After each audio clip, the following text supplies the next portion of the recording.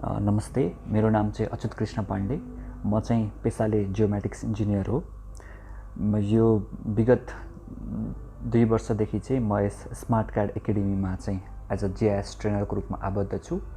त्योभन्दा अगाडि चाहिँ मैले धेरैवटा चाहिँ नेसनल तथा इन्टरनेसनल अर्गनाइजेसन्सहरूमा बसेर GIS तथा रिमोट सेन्सिङ विषयमा अध्ययन गर्ने मौका पाएँ। त्यसै गरी GIS र रिमोट सेन्सिङ विषय प्रयोग गरेर हामीले हाम्रा समाजमा भएका कुराहरूलाई, हामीले भौतिक पूर्वाधार निर्माणमा फेस गरेका प्रब्लमहरू, त्यसै गरी वातावरणसँग रिलेटेड प्रब्लमहरू र नगरपालिकाले एउटा स्मार्ट डिसिजन मेकिङसँग पुग्नको लागि चाहिँ GISलाई कसरी प्रयोग गर्न सकिन्छ भन्ने विषयमा चाहिँ मैले सिक्ने र काम गर्ने मौका पाएँ।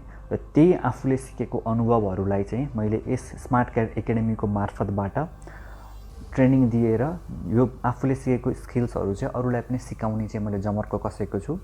यस स्मार्ट क्याड एकाडेमीमा हामीले अहिले GIS भनेर एउटा कोर्स हामीले बनाएका छौँ। यो GIS कोर्स हामीले डिप्लोमा सकेर बस्नुभएका इन्जिनियर साथीहरूलाई, नगरपालिकाका इन्जिनियर साथीहरूलाई, त्यसै गरी एकाडेमिसियनहरू, इन्भाइरोमेन्टलिस्टहरू, एग्रिकल्चरसँग रिलेटेड साथीहरूको लागि र अरू पनि विभिन्न फिल्डका फरेस्ट्रीका साथीहरूको लागि भनेर हामीले टार्गेटेड गरेर बनाएका छौँ।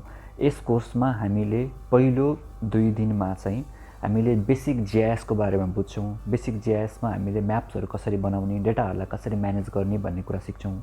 दोस्रो दिन, तेस्रो दिनमा हाम्रो कोर्सहरू प्रोग्रेस हुँदै जाँदाखेरि हामीले स्पासियल डेटाहरू, जियोस्पासियल डेटाहरू कसरी बनाउने भन्ने कुरा पनि हामीले हेर्छौँ। र त्यो डेटाहरूमा चाहिँ हामीले स्पासियल एनालाइसिसहरू जस्तै बफर एनालाइसिस, क्लिप एनालाइसिसहरू, हैन, डिजल्भहरू, मर्जहरूका एनालाइसिसहरूको बारेमा सिक्छौँ। त्यसै गरी हामीले अन्तिम दिनहरूमा चाहिँ 4th डेमा चाहिँ हामीले गएर ती सबै डेटाहरूलाई चाहिँ स्पासियल एनालाइसिस गरेर हामीले चाहिएको फिल्डमा त्यो डेटालाई कसरी युज गर्न सक्छौँ भन्ने विषयमा सिक्छौँ। र 4th डे अथवा अन्तिम दिनहरूमा चाहिँ गएर हामीले त्यो सबै डेटाहरूलाई कम्पाइल गरेर नक्सा बनाउने, त्यसै गरी चाहिँ हामीले त्यसलाई फरक सेक्टरमा कसरी प्रयोग गर्न सक्छौँ भन्ने कुरा चाहिँ हामीले हेर्छौँ। एउटा एक्जाम्पलको रूपमा चाहिँ हामीले नगरपालिकाको MTMP बनाउँदाखेरि चाहिँ हामीले GISको डेटामा रहेर बसेर कसरी MTMP हामीले बनाउन सक्छौँ भन्ने कुरा हेर्छौँ। त्यसै गरी हाम्रो अर्को कोर्समा चाहिँ यो GISको कोर्समा, तर हाम्रो टार्गेटेड अडियन्स यदि एग्रिकल्चरको हुनुहुन्छ भने उहाँहरूलाई GIS र रिमोट सेन्सिङ एग्रिकल्चर सेक्टरमा कसरी युज गर्न सकिन्छ, प्रिसिजन एग्रिकल्चरमा कसरी युज गर्न सकिन्छ भन्ने कुरा चाहिँ हामीले त्यसरी मोड्युल बनाएर हामीले ट्रेनिङ दिइरहेका छौँ। अहिले चाहिँ यो कोर्स चाहिँ हाम्रो 6 दिनको लागि भनेर बनाएको कोर्स छ। यसको हाम्रो फी चाहिँ 15,000 रुपियाँ, हाम्रो नर्मली 15,000 रुपियाँ लिने गरेको छौँ। र त्यसमा पनि हाम्रो विद्यार्थी साथीहरूको लागि, विद्यार्थी वर्गका स्टुडेन्ट्सहरूको लागि चाहिँ हामीले 13% डिस्काउन्टको पनि व्यवस्था गरेका छौँ।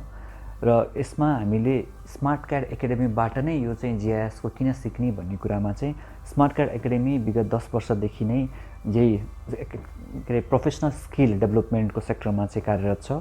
र यसले चाहिँ धेरैवटा नगरपालिकाहरूमा, धेरैवटा कर्पोरेट अर्गनाइजेसन्सहरूमा चाहिँ MOU गरेर नै हजुरको ट्रेनिङहरू प्रोभाइड गरिसकेको छ। हाम्रो ट्रेनिङहरू अनलाइन अफलाइन दुईटै मिडियमबाट एभाइलेबल छ।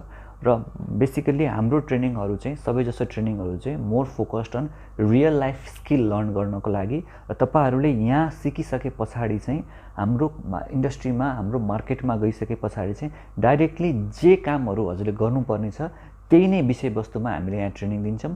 सो यहाँबाट ट्रेनिङ लिइसके पछाडि तपाईहरूले यस कोर्सबाट चाहिँ आफूलाई इन्डस्ट्री रेडी बनाउन सक्ने हुनेछ। So build yourself, educate yourself and make a difference with Smart CAD Academy.